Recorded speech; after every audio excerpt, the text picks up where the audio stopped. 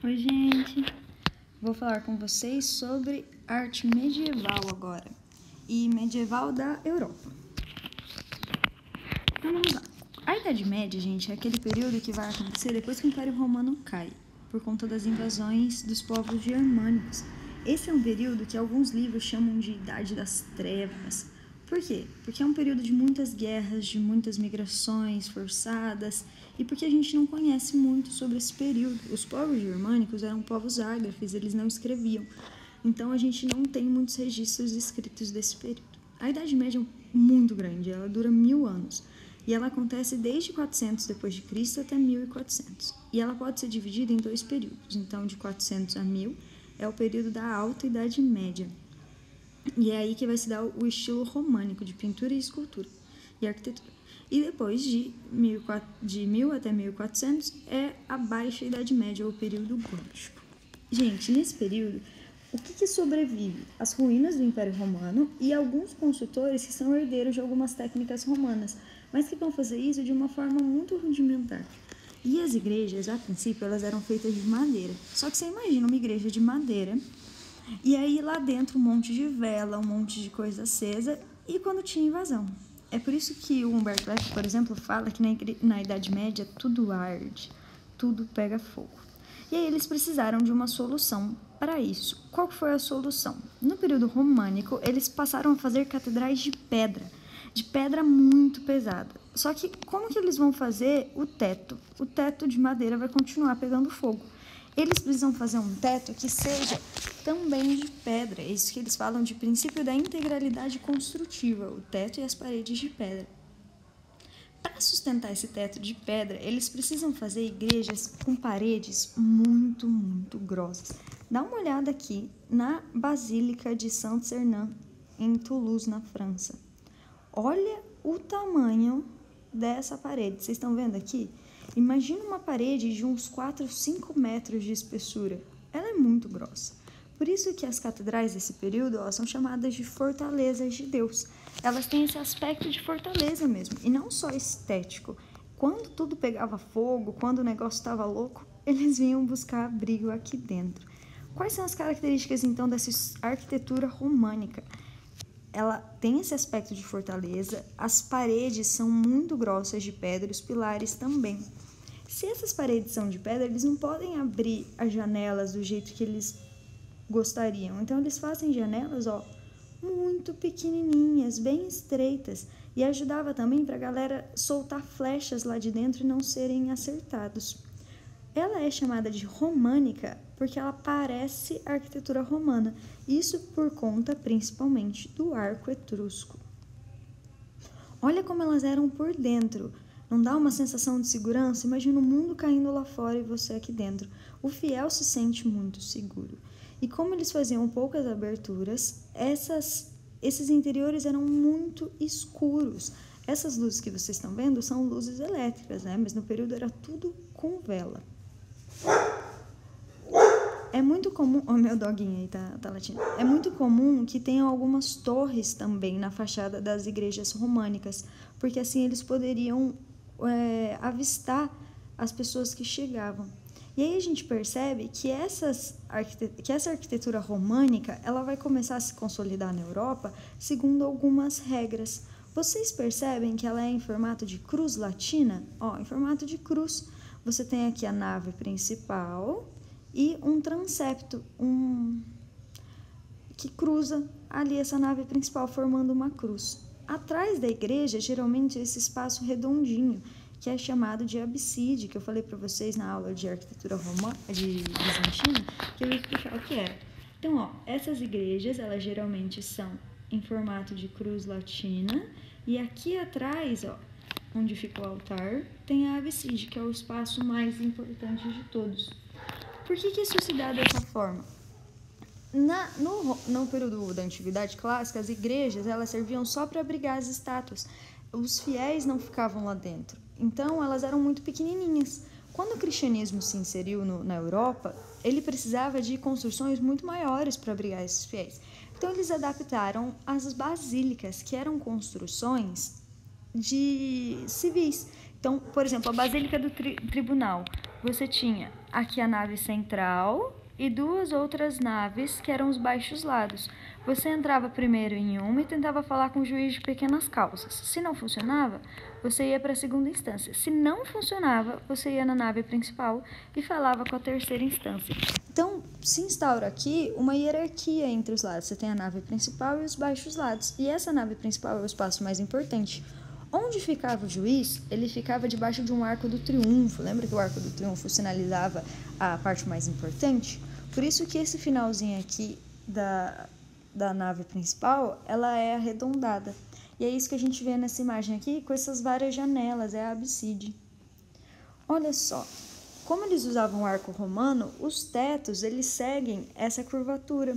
Isso que a gente chama de abóbada, não é? Existem dois tipos de abóbada. Quando é essa abóbada aqui, ela é uma abóbada de berço, porque parece um bercinho de criança, não parece?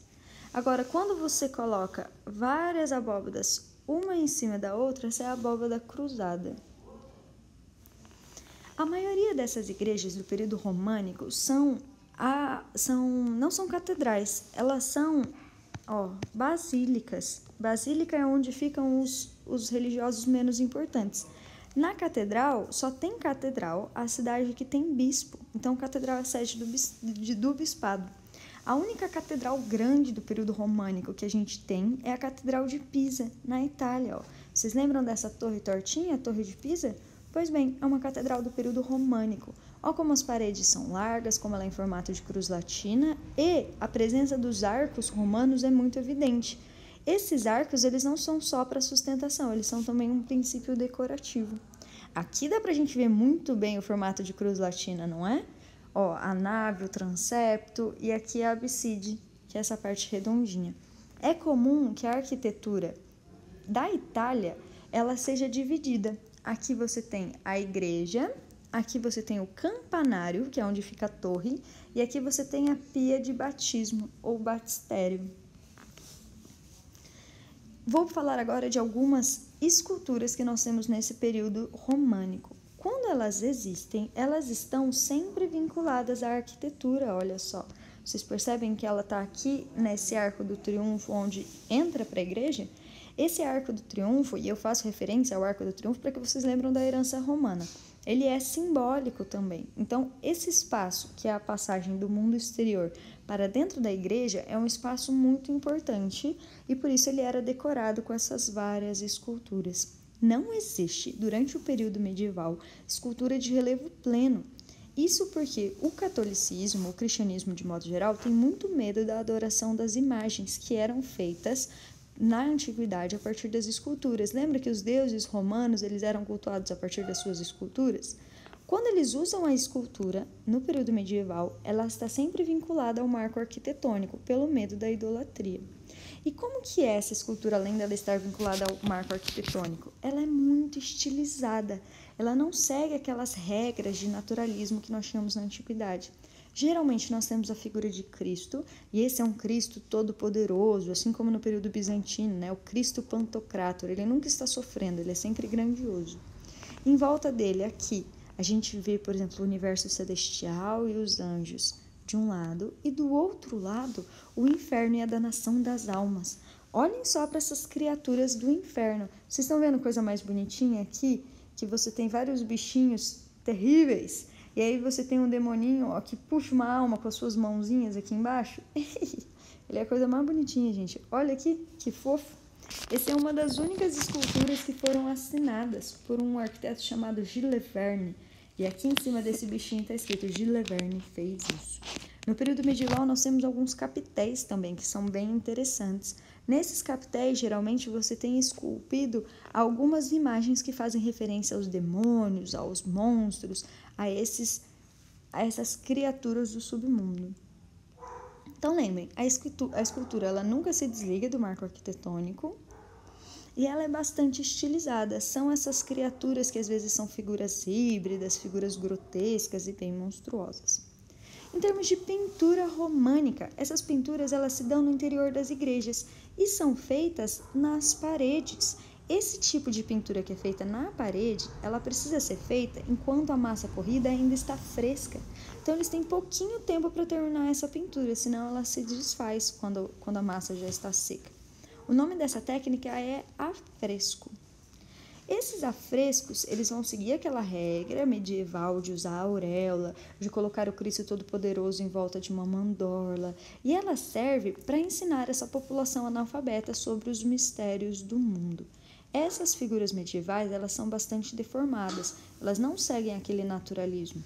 Olha como o nariz é muito fino, como as figuras são bastante alongadas, as mãos são bem compridas, e cada cor, ela tem uma simbolização mágica e religiosa. Olha que interessante aqui dentro da igreja como essas figuras são.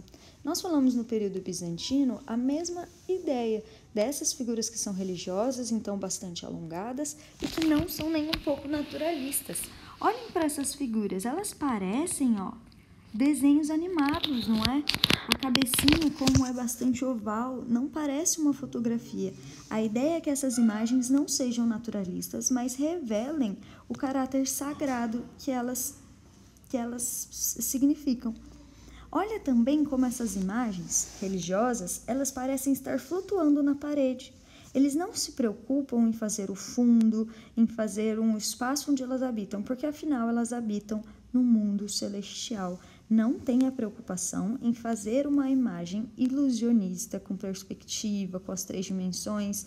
Elas são descarnadas, ou mesmo que elas tenham carne, elas não têm aquele peso. Também são figuras sem contingência material. Tudo bem? Essa é a nossa aula sobre o período românico. Eu vou dividir em 2 para que eu possa subir para vocês e não fique muito pesado.